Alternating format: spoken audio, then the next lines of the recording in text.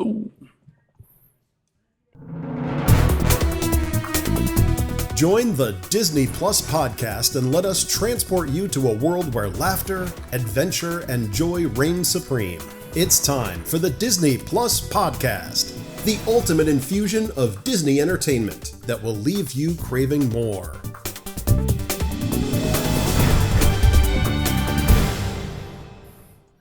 Hey, and there he disappeared again. He's Hey, welcome. I'm the spiritual aspiration. Join us every episode today where I don't appear until later. I'm back. Welcome to the Disney Parks Podcast Entertainment Network. Maybe that's what we should call the show. Okay. There you go. Rebrand it. There's some things I want to talk about, but I'm going to save that to the end. And yeah, we'll talk about that at the end. I have some things I would like to discuss with you all. Okay. But I'll let you start it off with the first bit of news there, Mr. James. I can only imagine why you gave this one to me, because you weren't even going to try. I don't even know what this is about, really. Eragon Disney Plus series goes into development. Disney Plus is officially developing a new live-action series based on Christopher Paolini's The Inheritance Cycle, beginning with the story of Eragon, a farm boy who discovers a dragon egg that hatches Sapphira. Together with his mentor Brom, Eragon becomes a dragon rider and sets out to defeat the evil king, Galabatroix, and Tony would give up, and free Aguilar's something. We're going to leave that on. Yeah. Christopher Paolini is working closely on the adaptation as a writer and producer alongside showrunner Todd Harthan from High Potential and co-showrunner Todd Helbing from Superman and Lois. Marc Webb, The Amazing Spider-Man, and Crazy Ex-Girlfriend will serve as executive producer.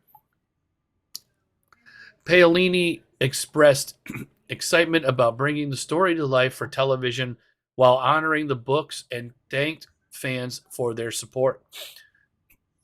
This series follows their 20th Century Fox film adaptation of Eragon, which is also available on Disney Plus with Disney Plus seeking more fantasy content after the success of Percy Jackson and the Olympians. The project marks a major step forward. Through the series is likely still a couple of years away. Is this a book or something? I guess it's based on a book. I honestly don't know, but it seems like it's based on a book. Anybody that knows this stuff, please let us know. Yeah. Because I'm apparently behind in books. Well, actually just all behind in general. Yeah, exactly. Exactly. All right, next up, Zootopia becomes the highest grossing animated MPA film of all time globally. Pew, pew, pew, pew. Yeah. Wait, hold on. I have one of those somewhere. Oh, nope, not that. Nope. Nope, not that one. How about that? One of those. Hey, there you go. Yeah. All right, so Zootopia 2 has officially become the highest grossing animated film ever by a Motion Picture Association studio, surpassing Inside Out 2, earning a total of $1.703 billion globally. The film ranks number 9 among all films worldwide. Number 9. And I think Disney holds most of the top 10. So, number 9. The top grossing films of all time. You get that money back. Yeah. In China with $619 million. Released on November, well, you know, if half the population sees it, there you go. Released on November 26th, 2005, it achieved a record-breaking $559.5 million opening, the biggest ever for an animated movie. And then became the fastest PG-rated film to hit $1 billion. $1 billion. Disney now holds the top 3 animated MPA spots with Zootopia 2, Inside Out 2, and Frozen 2. I'm noticing a theme of sequels. The first one's not so good. 3. Second one, Hopefully very good. 3's okay. What about 3? Together, the Zootopias films have grossed Zootopias have grossed $2.73 billion worldwide. The sequel, directed by Jared Bush and Brian Howard, follows Judy Hopps and Nick Wilde as they investigate a mystery involving Gary D-Snake, voiced by Ki Hun Kwan. The movie boasts a 96% Rotten Tomato. Who really cares about Rotten Tomatoes? That's pretty good. Oh. That's pretty good. They don't give any of the movies I like at 96%. So. Yeah. Good job, Disney. Good job. Keeping that animation film alive. It's good stuff. Keeping the animation steam engine moving. Yeah. Gotta. You gotta. Yeah. All right. Disney CEO reveals new details on AI shorts being introduced to Disney Plus. Disney CEO Bob Iger shared new details about Disney's plan to introduce AI-generated short videos to Disney Plus. Through a 3-year partnership with OpenAI, users will be able to create 30-second clips featuring over 200 Disney, Pixar, Marvel, and Star Wars characters, along with props, vehicles, and environments. Though these videos will not include human voices or faces, selected user-generated clips will be curated and made available on Disney Plus, giving the platform a foothold in short-form content, similar to trends seen on YouTube and ESPN. Iger emphasized that AI will primarily serve as a tool to enhance creativity, productivity, and audience engagement rather than replace traditional programming. Currently, Disney is focused solely on 30-second videos, with no plans yet to create longer AI-generated shows or movies. The success of the initiative will depend on audience reception, particularly among younger viewers, while parents will play a key role in managing AI content exposure for children. Disney sees this as a potential way to increase interactivity and engagement on Disney Plus while exploring the possibilities of AI-assisted content creation. Yeah. So I guess you're going to go on the platform, and I guess there'll be something to say, hey, create a cartoon with, Mickey and Buzz Lightyear running through space, trying to catch Woody, yada, yada. It'll just pop up video. It might be interesting. It might be fun to try, Yep. It'll certainly be a good time killer, for kids. Yeah. Put them in front of a screen a little bit more. 30 seconds at a time is about more than enough. Yeah. Also, Disney CEO gives an update on Hulu and Disney Plus integration. Bob provided an update on Disney's plans to integrate Hulu into Disney Plus through a unified app experience set to launch later this year in the U.S. We already have our buttons, which will phase out the standalone Hulu app. This integration has already begun through the Hulu on Disney Plus branding and the expansion of Hulu hubs globally.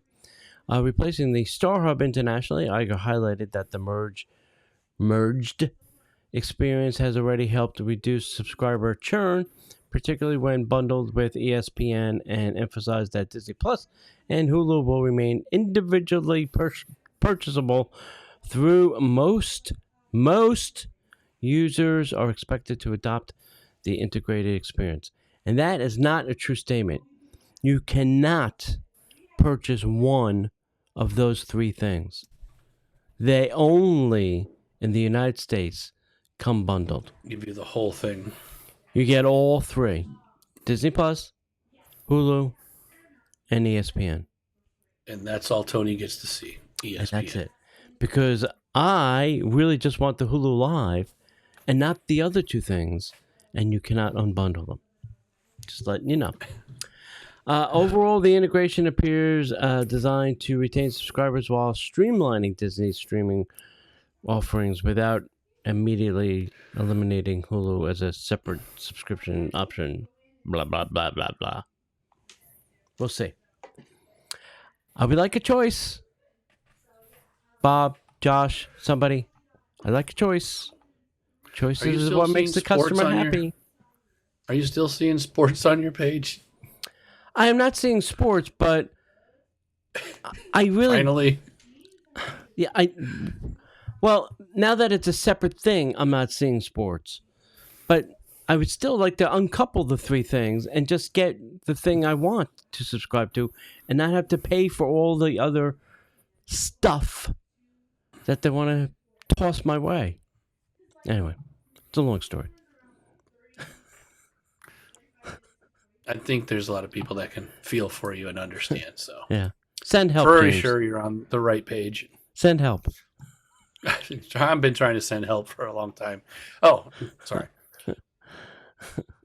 Send help director Sam Raimi on the excitement of creating an original psychological thriller.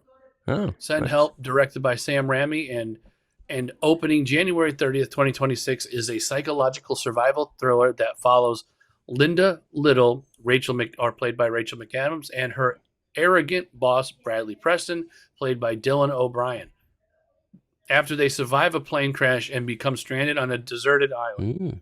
Written by Damian Shannon and Mark Swift, the film is a two-character study that explores moral ambiguity, manipulation, and the psychological dynamics between the pair. Raimi, known for his signature blend of horror, correct, and dark comedy, was drawn to the story's originality and character-driven tension, aiming to keep audiences guessing with twists and surprises. The director balanced his trademark visual style with a focus on character development, crafting an intense, unpredictable thriller designed to entertain while sparking conversations and imagination among viewers. Did you see this? Because I wanted to. No, I haven't seen it yet. Yeah. Okay. I haven't seen it yet. I probably will. I like a good psychological thriller. Yeah, it did look really good. Yep. All right, so the Disney Brain Trust that helped turn Disneyland handcrafted. I haven't seen this. I'm going to talk about it in a minute. But Disneyland Handcrafted is a new documentary directed by Leslie Iwerks.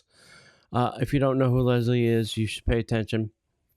That takes audiences behind the scenes of Disneyland's creation using rare archival footage, original audio recordings, and interviews with Disney legends and contemporary storytellers.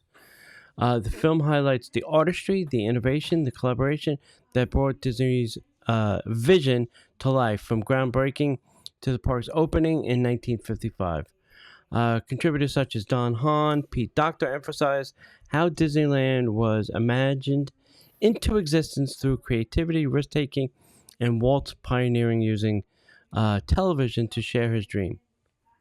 Supported by Walt Disney Archives and Pixar, the documentary celebrates the human effort, craftsmanship, and enduring legacy of Disneyland, portraying it as a living testament to Walt's belief that storytelling and imagination are at the heart of Disney. Now, listen, if you haven't seen this, you have to really go see this. There is some footage in this stuff that you just shake your head. Disney had the foresight, the wherewithal to build a tower where the castle would be, put 3 cameras on it in each direction that would shoot 30 frames a second every day to document the building of this park. Basically built in 1954. First ever time-lapse camera. In 1954, they had the sense enough to go, I can do this. I think somebody's going to want to watch this later. I think they're going to want to see this. And listen, you see some crazy stuff. Like listen, if you were in a construction site today, you have to wear the vest, the gloves, the hat, These guys are walking around without hats, without any safety gear. They're climbing up beams. They're sliding down climbing beams. everywhere. They're walking. They're smoking and painting at the same time. It is stuff like you go, what?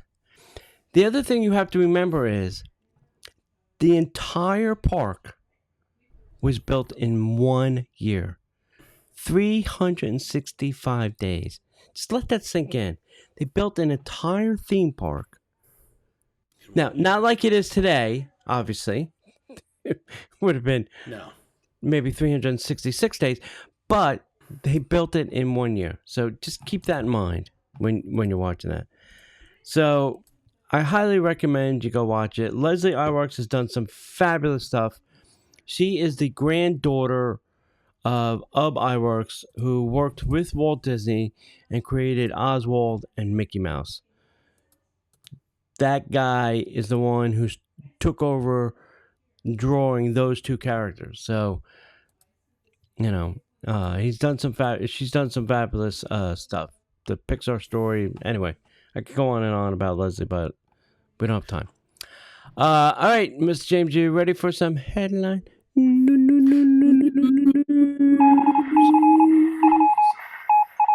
now, the headline news.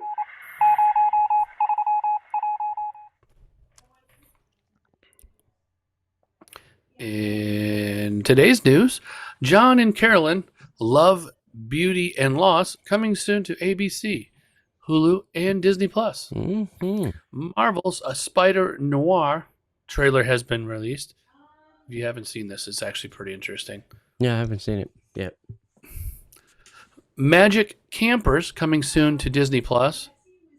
Rental Family, Hulu, and Disney+ release date has been announced. And Paradise Companion podcast coming soon to Disney+ and Hulu. Yeah. So the first one, John and Carolyn, it's John F. Kennedy Jr. and Carolyn, his wife. That's what that is about. And listen, my conspiracy theory is that they're both alive. They didn't like the spotlight, and they faked their death like Elvis and Jim Morrison did. And they're living somewhere amongst the earth where we don't know and don't care. Just my conspiracy theory. All right, so first up is Paradise. The companion podcast did come out recently. I started watching episode 1. I think they dropped 4, which is weird. If you watch it on Hulu, it's a video, but I think you get it other places where it's just an audio podcast. So if you want some catch up, you can not catch up like the ketchup, but if you want to catch up on Paradise, you can go listen to that podcast. My other recommendation is Disneyland Handcrafted. Spectacular, off the charts. Fantastic. And I started watching, I think I got through episode 1 of Marvel Wonder Man. Slow start. I might have to watch another 2 episodes, before it sinks in. And We Call It Imagineering was on YouTube, but they've dropped the entire series on Disney+. So if you didn't see it on YouTube, go watch it on Disney+ now. That's good. I finally saw Tron Ares, not on Disney+, but on a Disney cruise ship, because that's where you should watch these movies, on a cruise ship. And it was really good. It was really good. I really enjoyed that. It was a little slow start, too, but once it got going, you're like, oh, this is pretty cool. I liked it. You have any good recommendations? What have you been watching? I've been on the same cruise with you, so I haven't watched a whole lot at all. Jeez, James. I didn't even watch Tron because I've seen it 3 times. So apparently I like it. So. It's funny. All right, so this last cruise, the Destiny, I was watching Star Wars things in the cabin. The cruise before that in November, I was watching Marvel things. And the cruise before that, I was watching Toy Story things. So I pick a theme, and those are the things I watch when I'm either going to bed or just sitting in the room for a couple minutes. So this cruise was Star Wars things I was watching. What's the next one, or is it spur of the moment? I don't know. It's whatever. Maybe I'll go. What hits you? I was thinking of the pirate things. It makes sense on a cruise ship. Watch the pirate movies again. There's that too. Pirates of the Caribbean. There's 5 and 4 of them. Whatever. That's Yeah. at least, 3-4 day cruise. But I go back and this, the first 3 Star Wars movies were awesome. They were fantastic. They were enjoyable. They had good stories, good characters, yada, yada, yada. Then we had those middle 3 with Jar Jar Binks that I just can't. Prequels. I can't wrap my brain around them for some reason. I don't think there's a lot of people that was a Jar Jar fan, so It's not just skip him. It's right just over all that. all the other characters. I don't. I have to give him another. And then the other ones after that, from Force Awakens, and all the others. They had Solo, the Solo story, blah blah blah. Fantastic stories, great characters. Those are great. It's just those 3 in the middle. I don't know what it is. I don't know. Anyway. I don't think you'll ever know. I'll have to try again. I got to give one more shot. Maybe they'll make sense. I don't know. I don't know if they will. I don't know. All right, Miss James, tell them where to find us. Well, if you can't find us in the parks, you can find us right here on the Disney Parks Plus podcast. The Disney Plus podcast is not affiliated with the Walt Disney Company. All Disney parks, attractions, lands, shows, event names, etc. are registered trademarks of the Walt Disney Company.